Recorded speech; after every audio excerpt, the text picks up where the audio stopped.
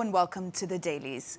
Global headlines today centered on the escalating Middle East tensions, with a fragile ceasefire and hostage returns dominating coverage. In the US, Trump's claim of authorizing covert Central Intelligence Agency operations in Venezuela and a court-ordered pause on shutdown layoffs grabbed attention. In the UK, the China spy scandal remains front-page news, while France's deepening political crisis led European coverage. We'll start with the American media, as various local news stories took central stage. The Washington Post reported, like many other US media outlets, on President Trump's decision to grant the Central Intelligence Agency, CIA, new covert powers in Venezuela, signaling a sharp escalation in US pressure on President Nicolas Maduro. The report explains that the move follows US strikes on alleged drug boats near Venezuelan waters and a broader campaign to target cartels tied to Maduro's regime. It goes on to say that the CIA is reportedly boosting personnel in the Caribbean, focusing on intelligence collection rather than direct combat. However, the decision has sparked concern in Congress, while lawmakers criticize the lack of a clear objective or exit strategy. Analysts suggest the move could be more psychological than military, intended to intimidate Maduro rather than topple him outright. The piece highlights deep divisions in US policy, regional risks, and the administration's opaque strategy. Another story grabbed the headlines in the US is President Trump's escalating trade war with China. The Economist examines the deepening trade tensions between the United States and China after new Chinese export controls on rare earths and batteries as well. President Trump responded with threats of steep tariffs and further sanctions as well, while Beijing insisted the measures would have limited impact. The piece recounts how markets initially wobbled but then recovered after, as many assumed Trump and Xi Jinping would reach a truce at their planned meeting later in October. Yet the clash reveals growing mistrust. The US threatens tech sanctions. China tightens control over key exports, giving itself leverage. The piece contends both economies depend on each other, but also hold powerful tools to disrupt. It also argues this mutually assured disruption resembles an economic Cold War, unstable, dangerous, and likely to escalate further. Politico details a major legal setback hit the Trump administration as a U.S. district judge blocked planned layoffs of thousands of federal employees during the ongoing government shutdown. The judge ruled that the administration failed to follow legal procedures for reductions in force, RIFs, and suggested the move was politically motivated, citing public statements by both Donald Trump and also senior officials.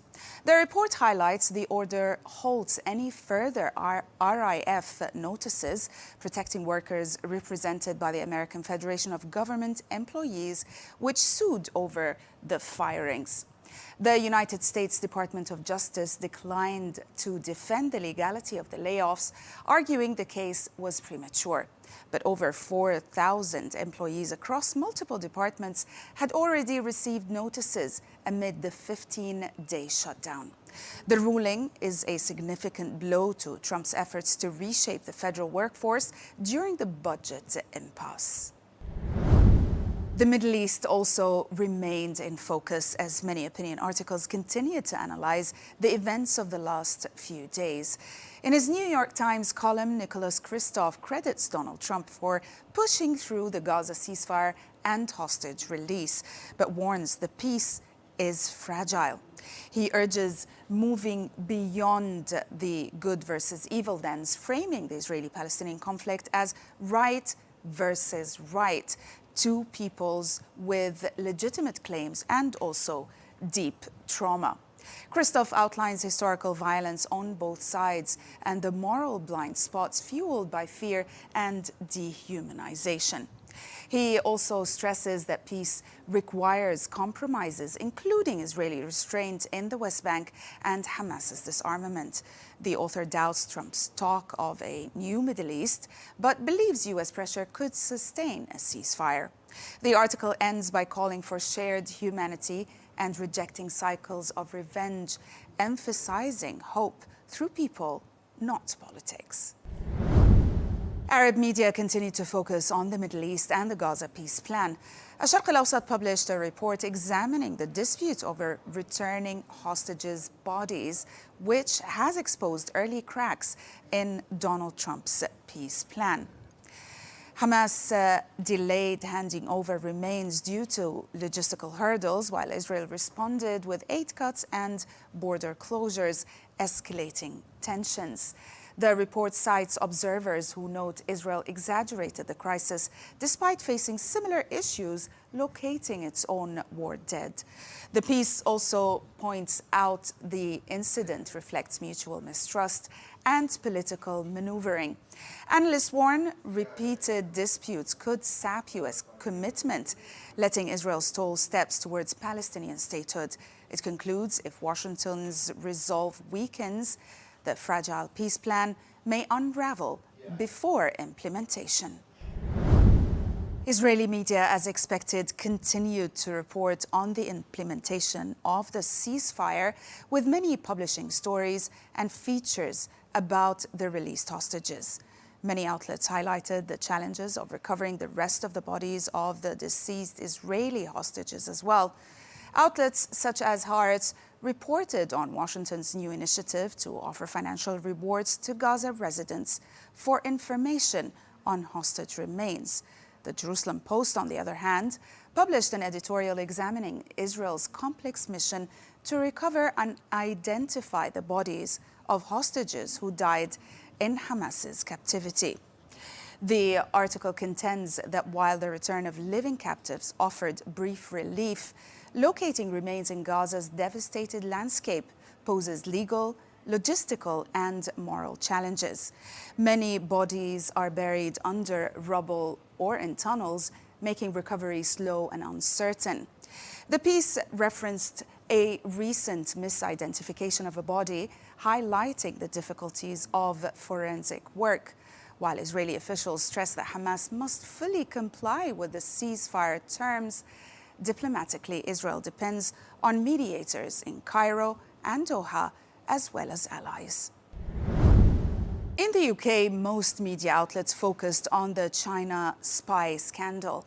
In an exclusive interview for The Times, former advisor Dominic Cummings claimed China accessed large amounts of classified UK government data through a breach of Whitehall's secure networks. He says he and the Prime Minister at the time, Boris Johnson, were informed in 2020, but top officials allegedly covered it up. The breach was tied to a Chinese-owned firm in critical infrastructure. While some dispute the exposure of top-level strap data, officials confirmed sensitive material, including diplomatic messages, was at risk indeed.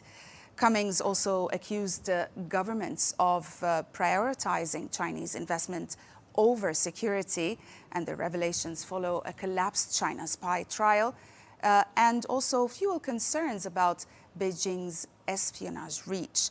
The case highlights major cybersecurity gaps and also political reluctance to confront China directly.